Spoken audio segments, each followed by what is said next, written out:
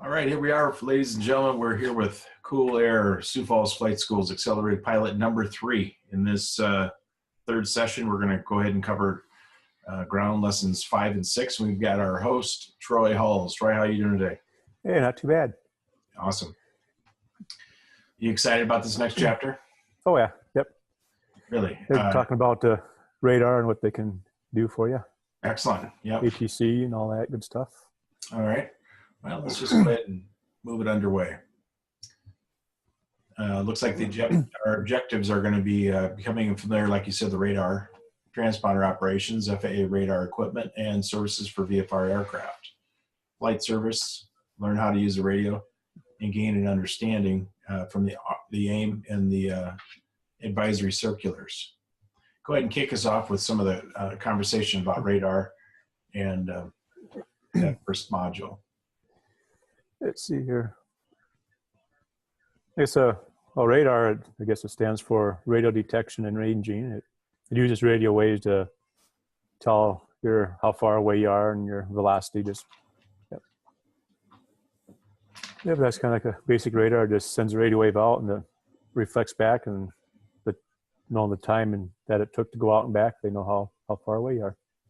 You know, I know when they put on the right there, that picture, the one in Sioux Falls, my understanding was they let it, what they call burn in for a year until they would rely on it.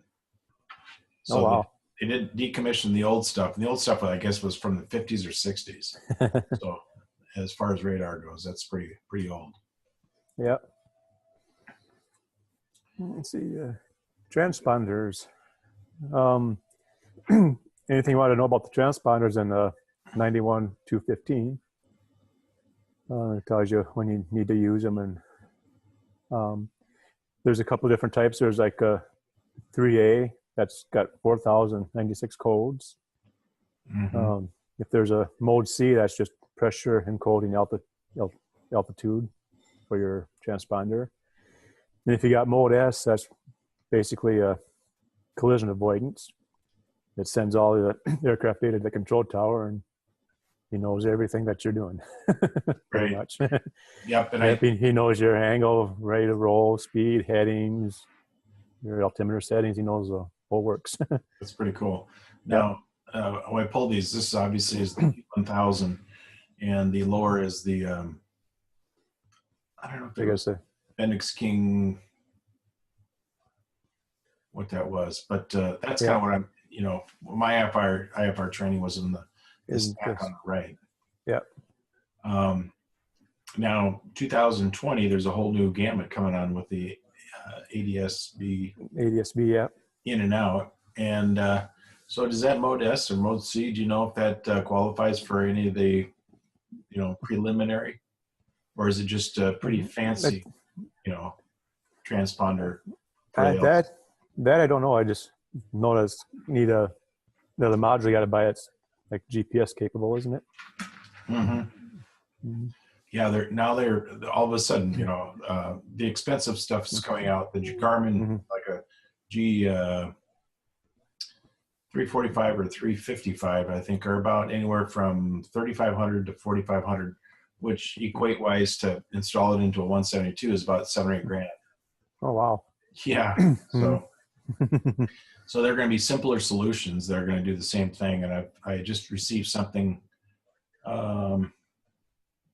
Aircraft Spruce sent something out. It was more like a $2,500 in and out unit that you just add to your system.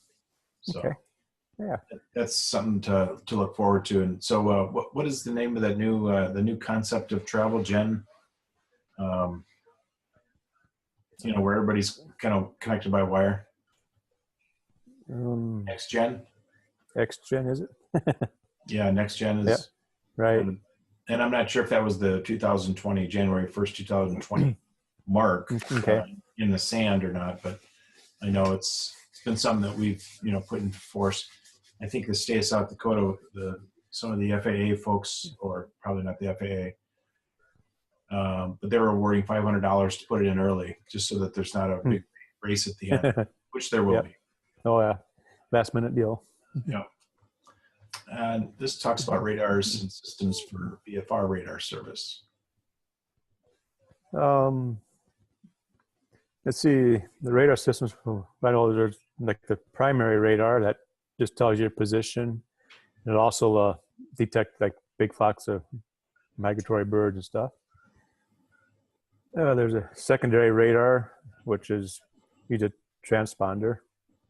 There you have your mode A, where they can actually identify you. And if you got mode C, they can tell you your altitude.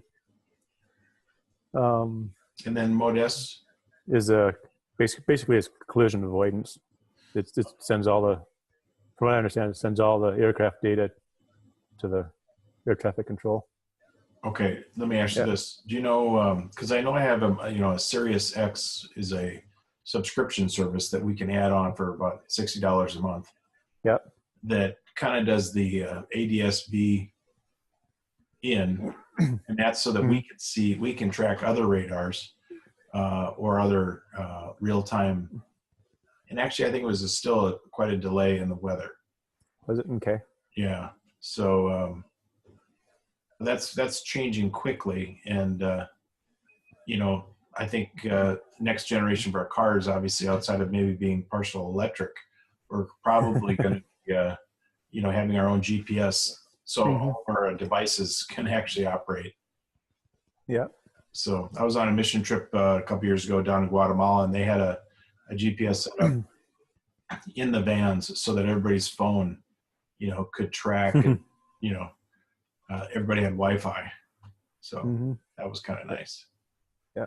So let's go through some of the terms here and some of the prerequisites. I know aerospace-wise, we've covered a little bit of that, but I suspect that's probably one of the biggest reasons why we have a radar service. Yeah. Is, because of the weather. Weather, just a lot of aircraft in the area for aircraft separation. Yeah. Okay. So let's talk about some of the definitions here. I know the AGL versus MSL gets into a lot of, above ground is obviously just that point above the ground versus with the sea level. Above sea level. So get into a little bit more of the radar services, or how we would interpret that as pilots on the ground, listening to like a METAR or AWAS or ATIS service. Yeah. From what I've gathered, I think most of the weather stuff is clouds are pretty much above ground level. Just like here in Sioux Falls, if you got a 500-foot ceiling, we're already at 1,400 feet. So it's, if you just kind of 1,900. Yep, it'd be a 1,900 MSL, pretty much. But they hit the ATIS, we'll call it 500 overcast. Right.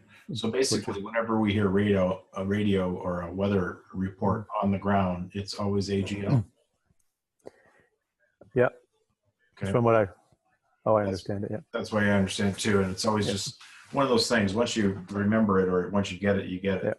Yeah. But, it's kind of whoever's saying it, you kind of know what they're talking about.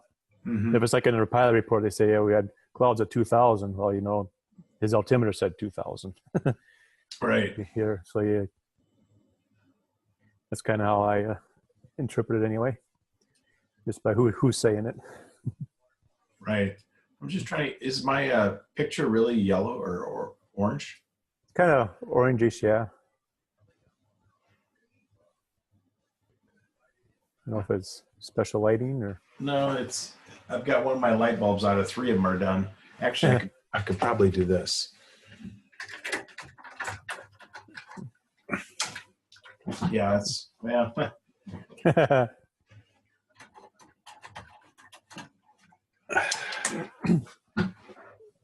well, that's all right. It's a little bit better probably to see it was distracting me from the difference. Okay. So what's the name of the cat behind you? That one is Missy. Missy? Okay. Yeah, we got her from Mr. Harry Hybertson. Oh, is that right? One of his about 17 years ago we got her. Oh my goodness, they lived that long? This one has, yeah. Wow. Yep. Did tell me, well, we can get into that, but was Harry kind of like, well, here, just take a cat? Or yeah, you keep, every time I see him, hey, you want another cat? Want another cat? Yeah, he's a big cat fan too, so. Right. Okay. So we're talking about the different,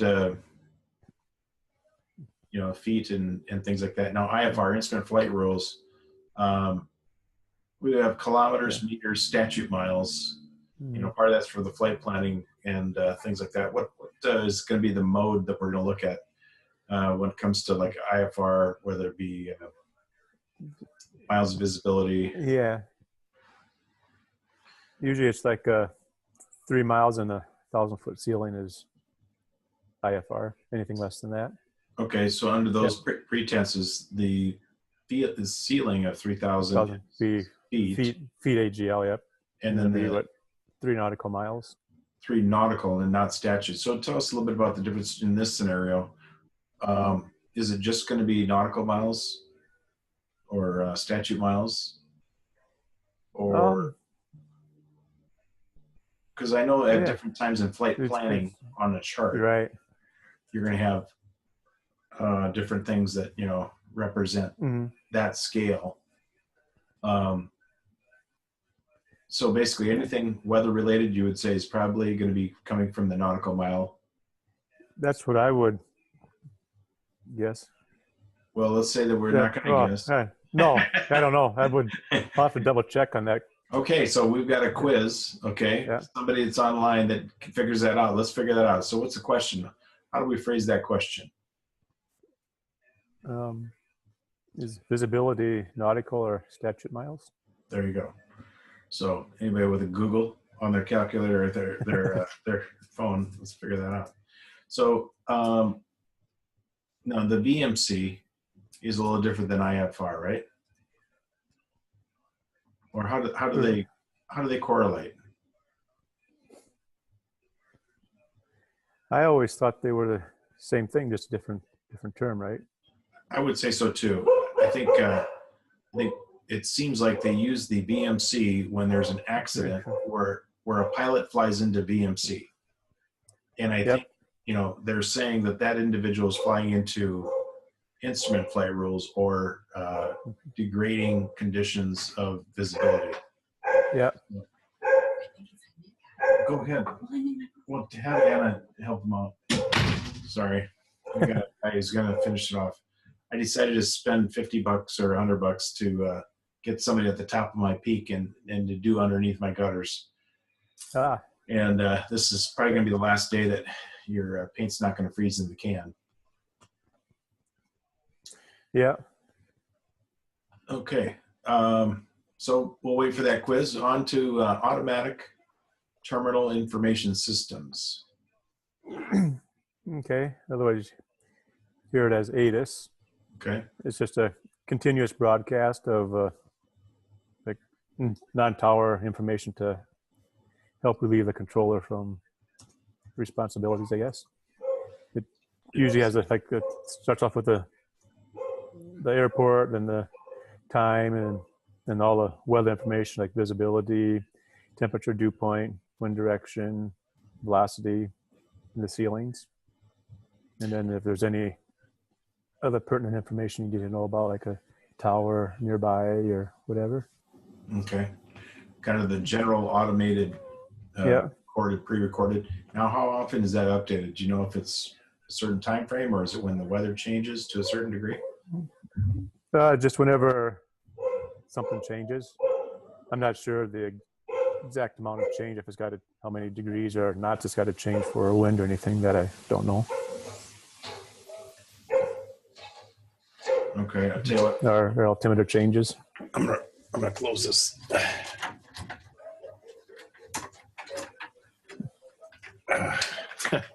He's putting my ladder up on my beautifully painted. I got almost my entire house painted during the summer at different phases, and I guess I saved myself $3,000. So that's kind of a nice deal.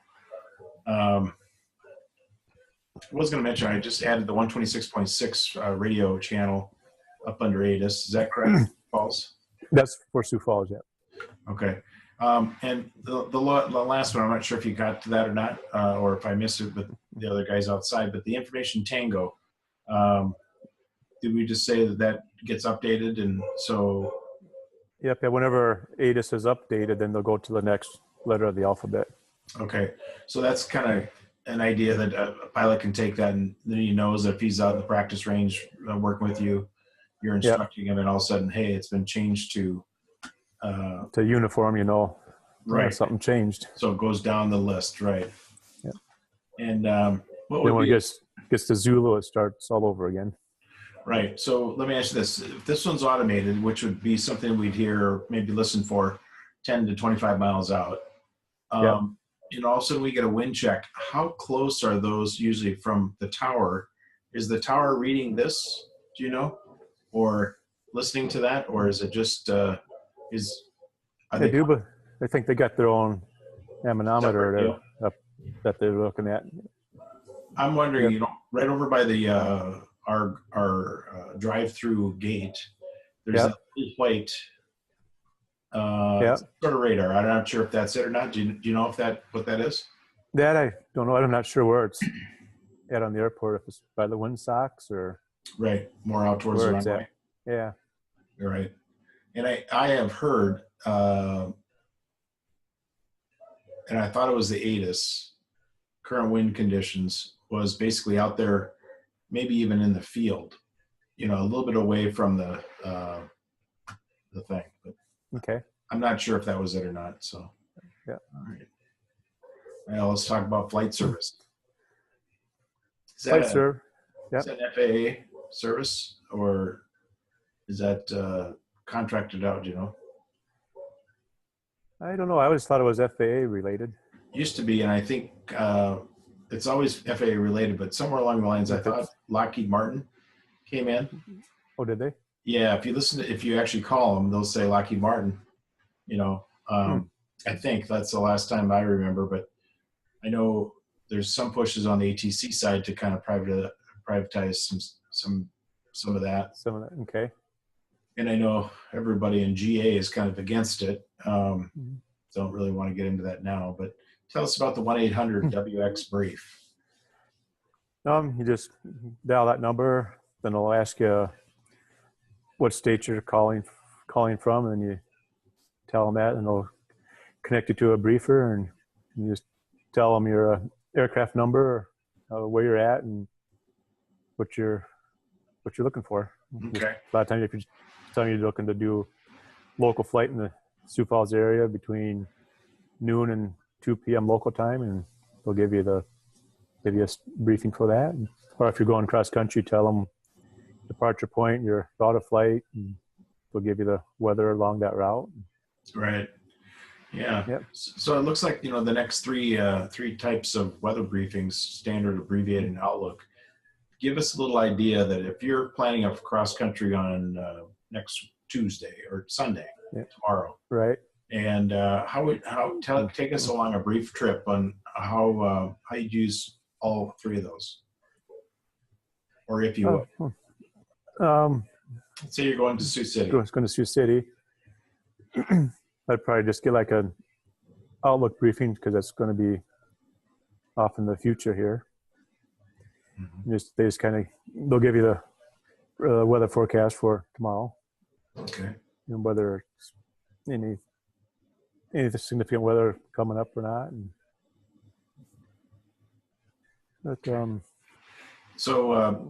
If it was 5 days out and the standard briefing, is that going to be more? Let's say that I've got a long cross country starting this morning in an hour. Yeah, that'd be more of a standard briefing, I do believe. Okay, and then if let's say I just called back 15 minutes before departure, we had some delays, so everything got delayed 2 more hours. Then I call back with maybe just an abbreviated one. Yep. Okay. So because a lot of times NOTAMs and stuff haven't really changed in the last 2 hours, so it's right. Don't need all that information again. Yeah, and I know one of the things about doing cross country is we have a tendency to, we're getting more and more savvy with our electronics and our tools, along with our communications. And that's one of the big things out of Class D airspace. We want to make sure that we continue the communication. So give us a little bit idea about the in-flight briefing and that. I just wrote down data link because that was in some of the material I was reading. Okay. I guess for like in-flight briefing, you talking about like a tweed forecast and stuff? Oh, I guess I am. Yes, because I was thinking a little bit more like ForeFlight is to that. What? Yep. It's right near the front door. I told Anna to do all this. She's not here. Okay, it's right at the front door. Sorry. I thought my daughter was supposed to be handling this. So anyway, Yep. I'm trying to edit that out. Yeah. Yeah, and I know. Do you know anything about data link? No, I don't. Okay, I don't. It's a ForeFlight deal, you said? No, I think it's when you get up in the air, and then it's kind of like a flight following function of that. The same premise as when you're in the air, you can say, hey, can I get a in-flight briefing on what the weather is currently or in the next 2 hours, what it's going to be around Kansas City. Okay. And then you get an updated version of that without having to tie into 120, their ATIS or an AWAS system. So, okay. So it's kind of like weather brief from the sky. From the sky, yeah. Yeah. So you're talking to a live person then, or? Yeah, and I want to say it's probably somewhere from center, Okay. that's relaying that information. Yep. All right, we've got radio procedures, and I know how you like to be on the radio, just like any good DJ. Oh, yeah. Yeah. Just keep it short and simple. Right. Yep. Yeah. In fact, you've provided us with a nice 2-pager help list to kind of get in the flow of working with the tower and communication and different levels of communication. Let's talk about what we're going to be talking about with VFR communication equipment. Oh, you just got your, there you go. Transmitter and receiver. And at one time you used to need a radio license, but I don't think you need that anymore. That's like in Canada if you're going internationally. Right. Yep. Okay. So the 135.161 obviously is a regulation that we have to kind of go. Mm-hmm. Yeah. Why would you think that they would require a radio license back in the day?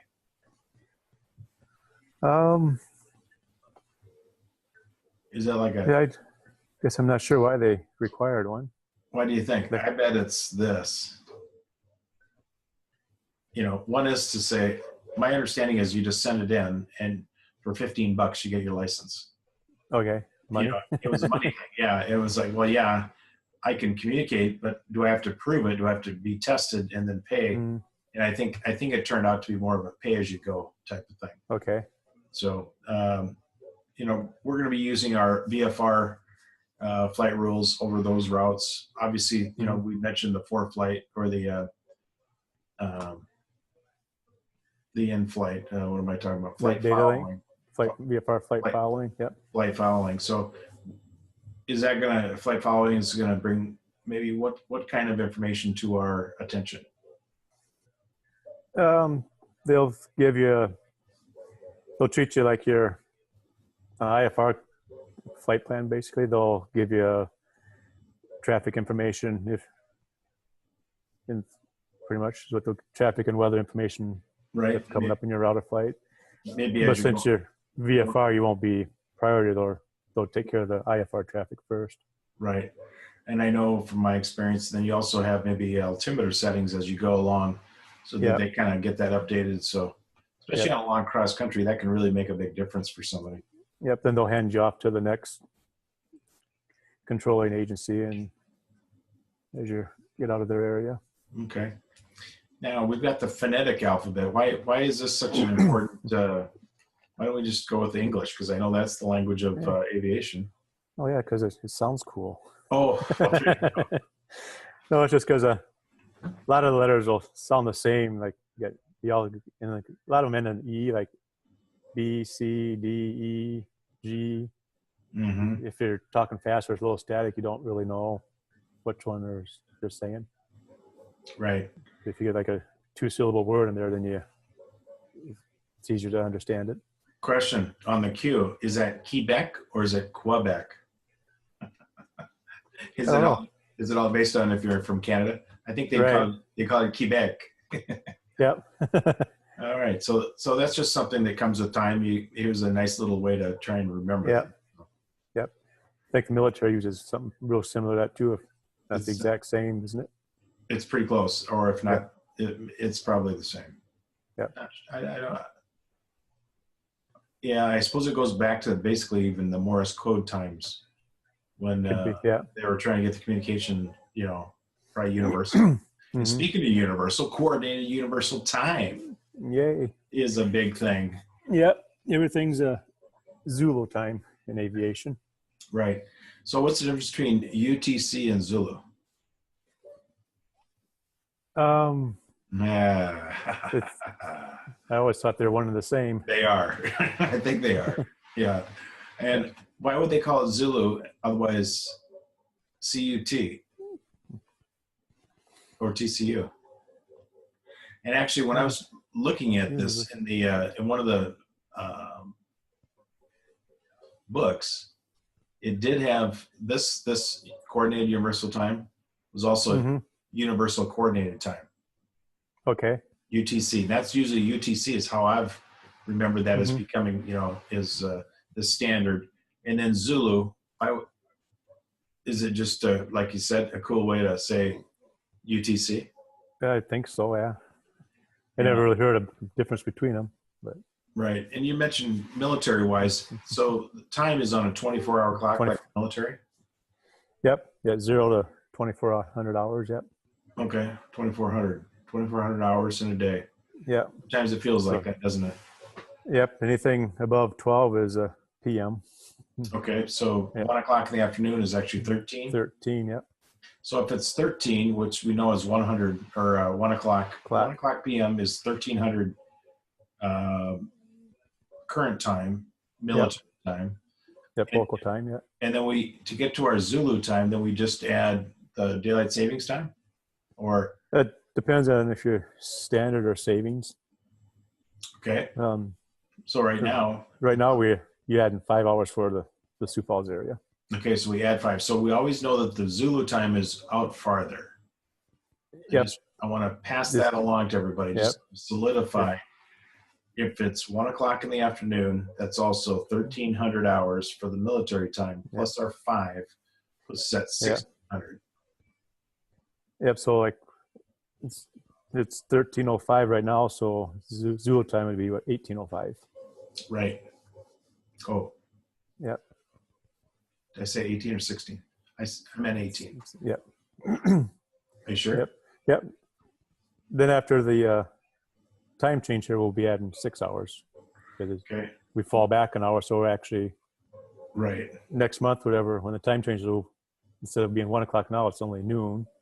But Zulu time don't change, so we're gonna have to add 6 hours. So either adding 5 or 6 or subtracting 5 or 6. So let's just use another example. Let's say somebody says it's 2,100 hours Zulu. Yep. So today we'd subtract 5, right? Yep. So 21. Yep. Minus 5 would be your 16. 1,600. And our 1,600 military time is 6 o'clock. 4 p.m. 4 p.m. Time. And then. Yep. Oh, I did that wrong. Okay. I was thinking far out there. Okay. Yep. 14. I was thinking of the 824. I think that was my subconscious mind. All right. Well, we beat that horse pretty well. I think, but it's definitely one of those things that as time goes on, the sooner you know it, the better you learn it. And once you practice it, it becomes permanent. Yeah. You even make apps for your cell phone that'll do that for you. Right. So I got local time and Zulu time on the display of the phone. I've got one called Pilot Time. And I think that's the one I got too. Yeah. Yeah. So it's just nice. And, there's nothing easier than adding a 5 or a 6. So it's just one of those things. We always got to look at the Zulu time is going to be, farthest out. Yeah. All right. So Common Area Traffic Advisory Service, is that a radar? Is that a communication? That is a communication frequency. Okay. That's what you communicate on for this airport. So when I look at Joe Foss in that, and I see the C, Is that what you mean? Yep. So it's saying that the ATIS, or right next to the ATIS, that's a communication. Communication. Yep. Okay, so the Common Traffic Advisory Service is 123.8? 123.8. Let's see. Actually, it's Sioux Falls. Yeah, it's 126. It's the airport data was different. It was a different example, and I just went to the I see 118.3. right. Oh, And 120. but it's on it, yeah, and I didn't pair these up. I should have paired this up with. Okay, this must be different airport. It is. Sorry about Okay. that. Yeah. But Yeah. just to let everybody know, the CT, is that common traffic? Oh, the CT over here is common traffic. Yep. Right. So the advisory frequency is a channel that we can listen to. Is that right? Right. And can we communicate backwards to it too? Or is it- On the 123.8. right. No, that's your ATIS frequency. That one you just listened to, the 123.8. Right. So the common traffic is what we're going to broadcast our position. Broadcast on is 1183. Yep. Okay. This one just happens to be the same as Sioux Falls. Okay. So as we come into an airport, we're always going to try and listen to the current winds, currents Yep. On the ATIS. on the ATIS, on the current weather, and almost like alerts if there's a runway that's out or whatever. Yep. Whereas, Which you should have gotten in your NOTAMs when you got the right. But we all know briefing. that things do change. I know Something could have happened in the last hour on your right. way there. Right. Or if it was a 6-hour, flight plan. Yeah. That's exactly. And there's certain times an airport's going to be open and closed. So Yep. what do I do? I'm coming at night, 12 o'clock at night, say 1 o'clock in the morning. The Sioux Falls Tower is closed from basically midnight to 5 a.m. Yep. What do I do? What's my procedure? Well, if it's not operating, then it's just treated like a non-controlled airport. Okay. So you just do your self-announcing on 118.3.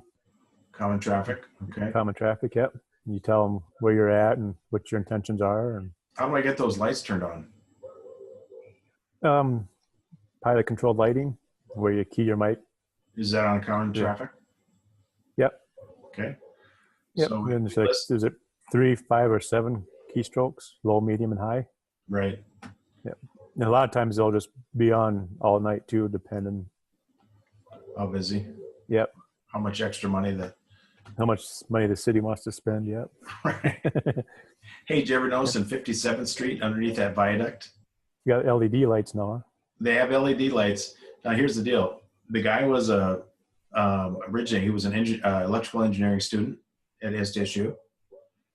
And after he got done with his that degree, he became a thoracic surgeon. It's the guy that's kind of replaced my dad's femoral artery and grafted and did some really kind of creative. Oh, wow. Yeah. And my dad always, for years would tell me that, hey, those lights down there, all this stuff. Well, now I think it's 1 out of maybe 5 lights is there. Yep. Everybody that go through there was like blinding because it was so bright. Yep. And you just knew this was just like a totally wasteful. But that was kind of funny on that. But all right, let's get into some radio procedures. I know you're like that DJ with the wing.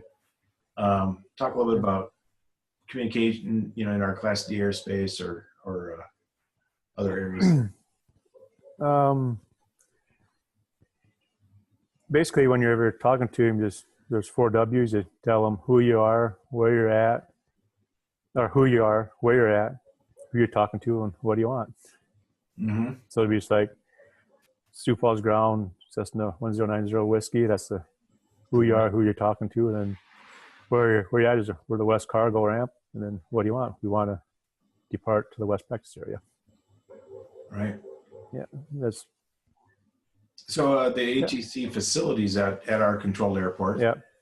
And controlled airport, is that all the different airspaces or? For the smaller control ones, yeah, but then you get into the bigger ones, they'll have other frequencies like clearance frequencies and all that, depending on what you're wanting to do. And Right. So they Yep. kind of like the orchestra conductor. He's Yep. making sure everybody's coming in right, coming on the Yep. ground, and Yep, they'll have a controller before you talk to the ground controller, and yep, gets busier. so let's say, and I know the Eklunds have had a little issue with their radio. Let's see. Do you see that? Internet's unstable. Yeah. I'm just going to tweak my thing. I should actually probably unplug the Wi-Fi. Mm-hmm. I'll leave it. Anyway, last comm procedures. You're out there flying around. You're out there at the practice range, or worse, you're 25, 50 miles out. Yeah. You lose your communication. Are you prohibited to coming into Class D airspace? No.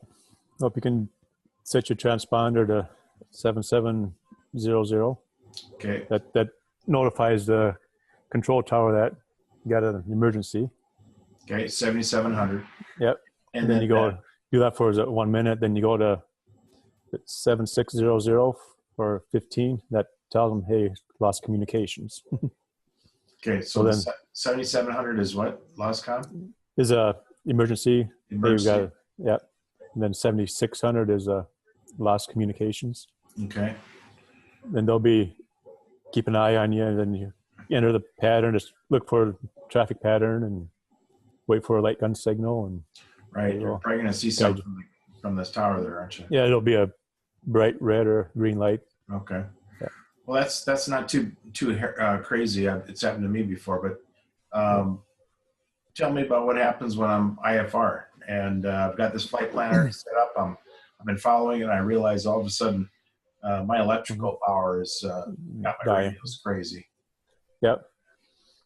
Well, then you just continue on and do everything as you were how it was planned. Right. So if the tower doesn't hear me, they keep calling my tail numbers out there. Yep. My 7700 then down to 7600 is going to let them know. I'm just going to go ahead and presume. What happens if my transponder's out? I've got electrical failure. Then I can't do that part of it. I just fly in. Just continue on as you had planned, and they know your plan already, so they're going to route other traffic around you. Let me just throw this out there. Is it smarter if I have an alternative airport that I know is VFR? Is it smarter for me to just do a 180 or 90-degree turn? If you're in VFR conditions, yeah, it'd be smarter to land. But if you're IFR, you don't want to deviate under the clouds and to get to VFR. That could be disaster too. So it's not just always the best choice, what you're saying, even though it's probably the safest choice in some ways for us. But yeah, once you get VFR, you want to stay VFR in that situation. Right. Yep. And emergency procedures. Would a lost comm designate a emergency procedure? Yeah, but it's not as high as a engine failure emergency. Right. So under that scenario, what I have to, I know there's certain regulations that I have got a certain amount of time to, produce information, put it in the FAA. Right. Engine out definitely is going to be something that is a pure emergency. Yep. Versus a lost comm. So tell us a little bit about, in that scenario, what you would, how do you look at that? For like a lost engine type of thing, or? Right. So you're communicating that you've got a engine out. Right. What's the tower going to do? They're going to say, they're going to let you do pretty much whatever you want. They're going to. So from that point, they're going to clear the area, and they might be able to suggest, if you're IFR, they might be able to suggest headings to get you to a clearing area where there's less houses or more of a pasture that you could get to, or they could turn you to better weather to where you get to VFR and can do your normal VFR emergency landing then. I know one of the fun things that VFR pilots can do when they're, even if they're trying to do their 3 hours of instrument training, is to do an SAR approach. Yeah, an ASR approach. Yep. Yep, I did a couple of those on my private pilot training, and it was pretty nice. I really like that. And I think that's one of the biggest things that we have a luxury we kind of take for granted growing up around a Tower Airport. We're kind of used to doing the radio callbacks and expect it actually. Whereas I think it's an excellent way to kind of get into that scenario of, hey, I got into thick clouds, I'm really close. Just give me some vectors so that I can figure this thing out and down. Yeah. With that, they'll give you headings and altitudes to fly, and they can pretty much talk you right to the end of the runway. Right. And if things got really bad and you lost your vacuum pump and didn't have any gyros, they can do a no gyro approach too. So tell me about no gyro approach. Then you keep everything like half standard rate turns, and they'll tell you to turn left and stop turn, turn right, stop turn, descend to this altitude, and now you need to turn right again, up, stop, turn. That would be a little nerve-wracking and exciting at the same time. Yeah, so you pretty much use your turn coordinator and the magnetic compass. Okay. So you're no longer looking for a vacuum. None of your vacuum instruments working yet. Right. Okay. Let's jump over here to the emergency locator transmitter. Is that in the front of the plane? Usually it's in the tail section. And that that just sends out a signal that if you have a crack with hard impact, whatever, that will activate. And so in essence, a off airport crash, if you will, is going to set that beacon off. And so we've got a 121.5, 234.0, and now all of a sudden there's a 406. I know Fawcett must have landed so nicely that his ELT didn't work. And I guess I don't recall what those other things were, but I'm gonna go back to this other piece here. Under emergency procedures, I also wanted to look at this. You engine out, you don't have any more power. Yeah. What do? ABC? Yeah. Yep. Never seen that before, but yeah, basically what you got. Oh, you've never seen the ABC before? No. Oh, really? It's just aviate, navigate, communicate. Right. That's what I've always been told. Yeah, it's the same thing. Same thing, yeah. Yeah, best landing area. And one of the things that we always want to tell people, best landing area is 45 degrees off from either left or right. It's not an immediately 90-degree turn, or it's not a turn back necessarily if you don't have the altitude coming up like that. Or if you're at altitude, things are flying fine, but you've got issues with fire in the aircraft or whatever, then all of a sudden, if you have the ability to keep the airplane under control and at glide speed, you can take the time to kind of run through the checklist and see if you can alleviate the emergency. Yep. Then usually if you have under control, you're going to walk away from it. Right. And if you don't stall or spin on the way down, you're going to walk away from it. Okay. And sources for the flight information. Yeah.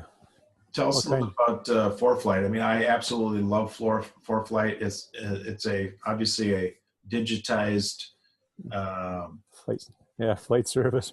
It's just digitized all the paperwork that the FAA.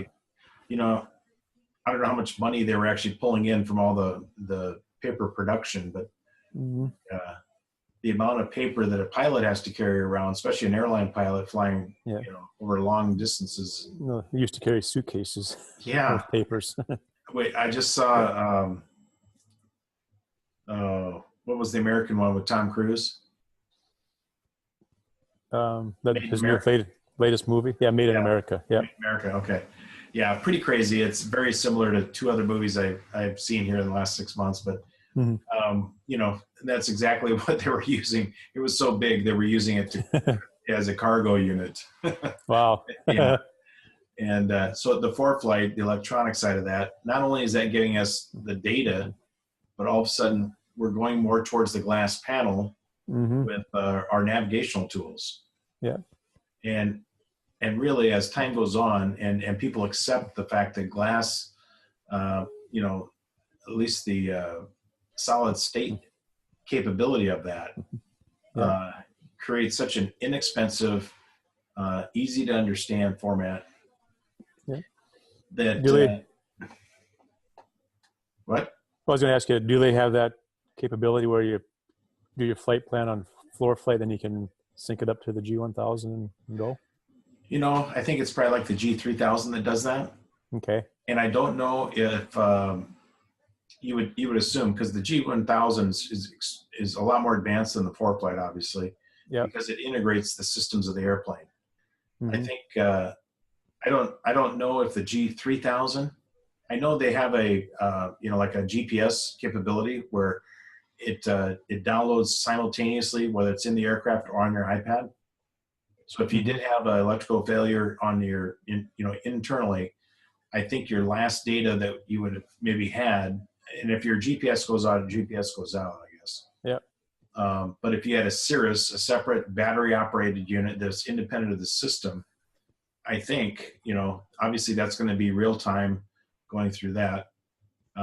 It's just opening up so many more doors, especially with older aircraft, that you can navigate through the soup, you know, in a really great way. Let's just dive into a little bit of the FAR aim and that information. Obviously, it's somewhat self-explanatory, but Federal the FAR, Federal Aviation Regulations. That's a big, thick book of all the rules that aviators need to follow. Right.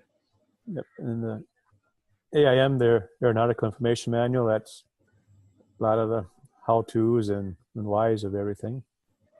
Yep. And then NOTAMs. NOTAMs, that's something that you'd get in your pre-flight briefing.